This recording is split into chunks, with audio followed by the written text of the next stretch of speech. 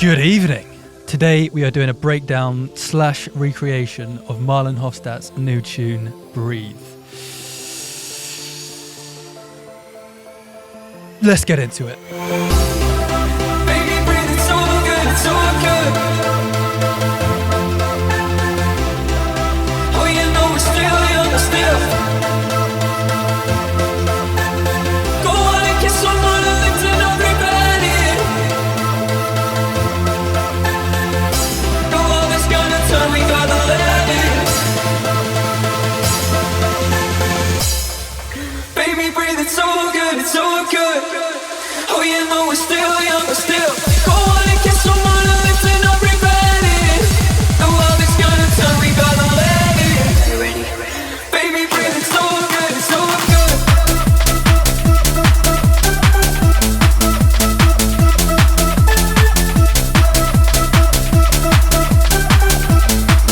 Baby, breathe, it's all good, it's all good.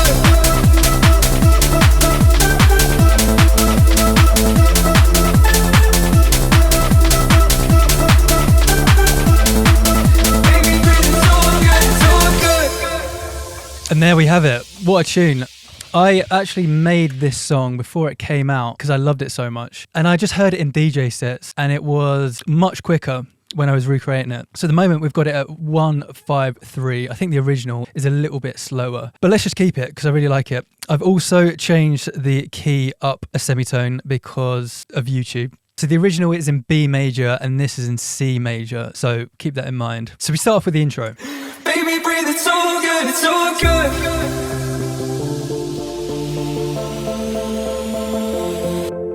We're just starting out with these lovely chords. The thing I love about this song is it's so simple. So we've got 4 chord pattern. We're going from the C, which is the 1, to the D, which is the 2, to the A, which is the 6, and then to the F, which is a 4. And we've just done those as triads. So we've got the root notes down here, root note, 3rd, 5th. And it's the same with all the chords throughout the track. So I've got a couple of layers. Maybe there's too many layers at the moment. If I were to spend more time on this, I might take some out. But for now, we've got these main layers. So we've got this little spire number, and Juna pluck, which is just a preset. And then we've got another one in Xenology, which is another sort of lovely little plucky thing. They're very vocally sounding chords in this song. So I've also got these from Xenology, which are also a little bit more vocal sounding.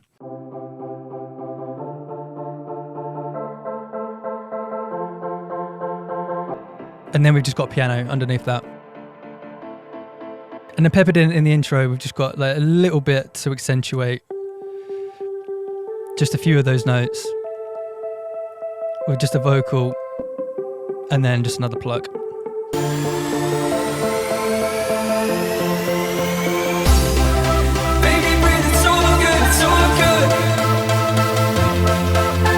As I said, this song is so simple, which I love so much. We've just got this 4 chord progression and then this lead on top.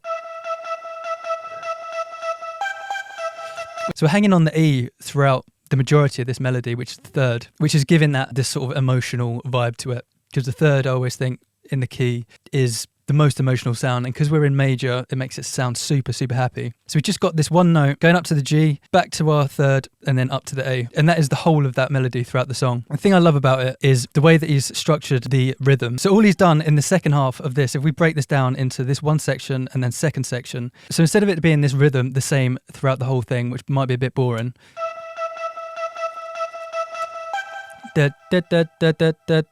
all he's done on the second time round is he's just pushed that 1 beat forward.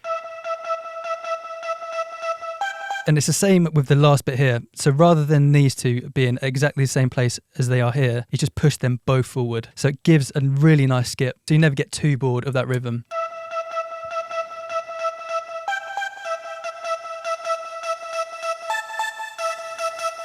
And it just does that throughout the whole song. That is a preset in Xenology, which is called Sample the 80s. It's as close as I could get. It's a really cool chop. I couldn't get it exactly the same, but we got as close as we could. And also, if we look at the relationship of the rhythm between the lead and the chords, you can see that they're not following the chords exactly. Again, that's what makes it skip so much nicer. So these are our chords, and our lead isn't exactly following those chords. So we just pushed some of those notes back. This one here, this one here has been pushed back, this one's been pushed back, and then we've got this G that sits in between these two.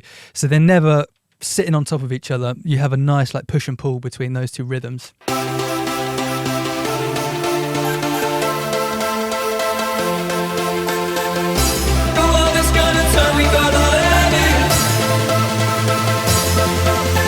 So once we get into this main chorusy section, one thing I've also done to these pianos is I've just elongated them just in that second section, just so they feel a little bit more euphoric. So in the first bit, and then second bit,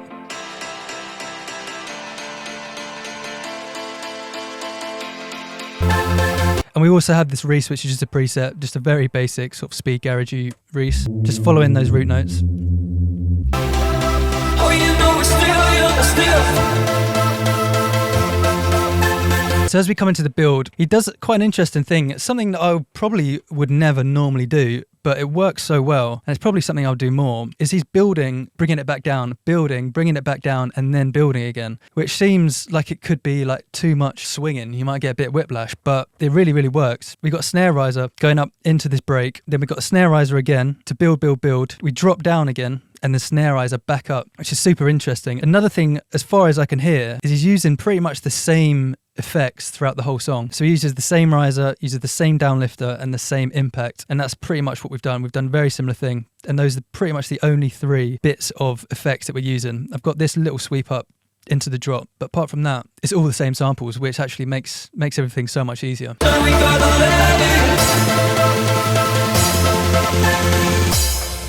Baby, breathe, it's so good, it's so good. Now, just to get into this little section here, I've just put a delay track on this crash. So we've got a delay channel with the dry wet at 100%. So rather than putting the delay on all of these crashes, I just wanted it on just some of them. So just on these main sort of downbeat parts. So I've just got this as our delay only track, and I've just taken out some of the frequencies of that. So we go from a dry crash into a wet crash. So good, it's so good. Oh, you know we're still young, we're still. Go on and kiss someone and listen up. And to make sure that those snare rises aren't too intense at all times, I've done a lot of automation. So automated some of the gain, I've automated the highs and lows in and out, so it just softens as we go into that build, because once we get into that build, it starts to get really intense. So we want to give just that snare a little bit of a journey, so it's not on full blast like right from the start. Good. Oh, you know we're still young, we're still. Go on and kiss someone and listen up, regret it. The world is gonna turn, we gotta let it. And then with the snare riser, which is just a 909 by the way, we've just got some little bits of fills, so it's not just that same rhythm over and over again. We've speed it up in little bits.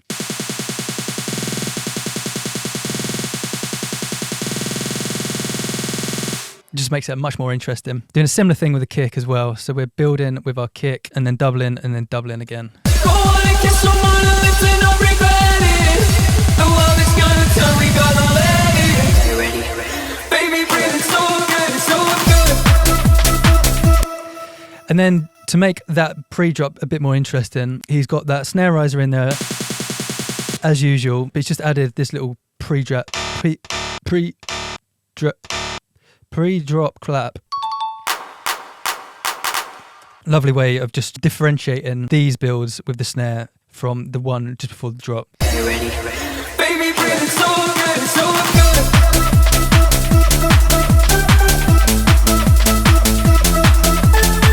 good. So for our drums in the drop, we've just got a kick. We have a couple of claps. He has a lot of reverb on his tops and his claps. So I've got hybrid reverb on this first clap. And then I've also got our tops group being sent to a return, which has got the same reverb on it. So that just helps fill out the sound a little bit, put it in a space. So there's loads going on in his drums. It sounds like he's probably used a couple of loops that are really distinct. I couldn't recreate them exactly, but I got as close as I could. So we've got these 2 claps, offbeat hat. Another hat that's a little bit more crunchy. Got a ride on the offbeat. Got this little top. Shaker. Another shaker. And another shaker. and then 2 more shakers. I think these, I might have too many layers in this. Again, if I were to spend more time, I might take some out. But the thing that I noticed was the rhythm that was really accentuated in the drop was the ticka ticka ticka ticka ticka ticka. It was super prevalent. So I've also got these 2 shakers that I put in as well that are just slightly left and right. So they're just on those 16th notes, and I've just put a very slight swing on it, just note A to A, so it's not as hard as note A to F. Really light swing. And that's one thing I noticed about this song. It didn't actually have that much swing. And I have a propensity to try and overswing everything, and actually don't really need to all the time. And that is all of our drums.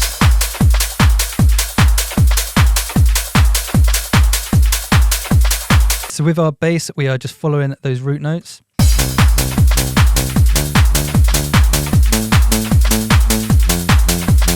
You're only really hearing the offbeat, so you're only really hearing these notes here. But I always feel having those notes in there helps with the groove a bit, because we've sidechained it so hard to our kick. You don't really hear that first note so much, but it just helps fill it out a little bit. I think if you just have that offbeat note, it can feel a little bit flat, a little bit empty. So always try and have those in there. It's a very, very basic patch. We've got a basic M, D, C, and a saw and a triangle wave, bit of unison, and a bit of detune. And we've got our envelope 2 going to the cutoff. We've got a few bits of processing, bit of hyperdimension, compression, distortion, filter, stuff like that, but really very basic. And then underneath that, I've just got a sub, which is just a triangle wave.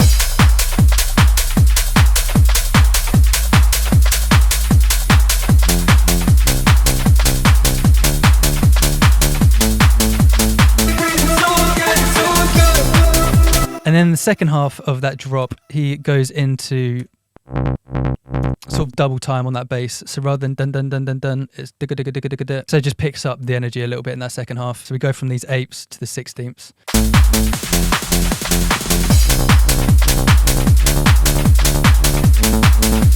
But I've kept the sub the same. They're still on those 8ths. So we don't really need the sub to be that quick.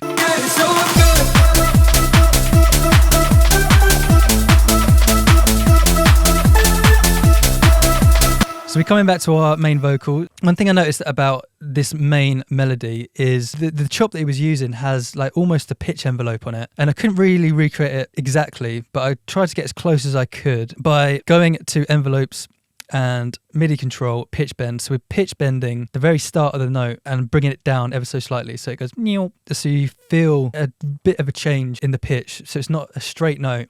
You have that little dip starting from above the note and coming down into the actual note. It's very subtle. If I take that out,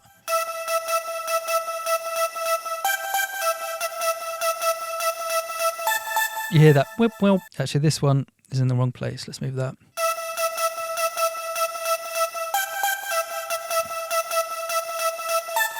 And again, another thing we notice is like stuff like changing the length of this note really helps the bounce of it. So if we had that note at the same length as everything else, very subtle difference, but when we shorten it, it just really helps it gallop a lot more. And another thing I noticed in that track is he has some kind of pluck underneath, which is an octave lower. So I've just got this pluck from Xenology.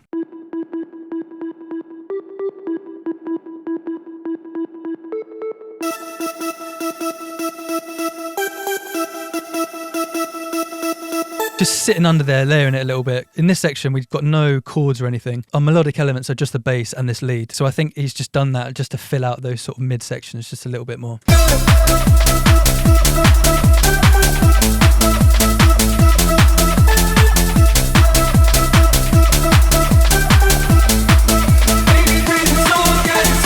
Again, same riser throughout the song. Same riser in the intro, in before this break, in the build, and in between the first part of the drop and the second.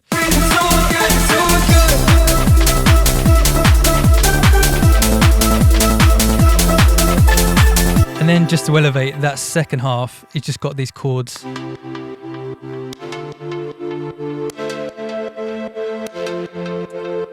And we're just elongating those chords so they're just a little bit more drawn out.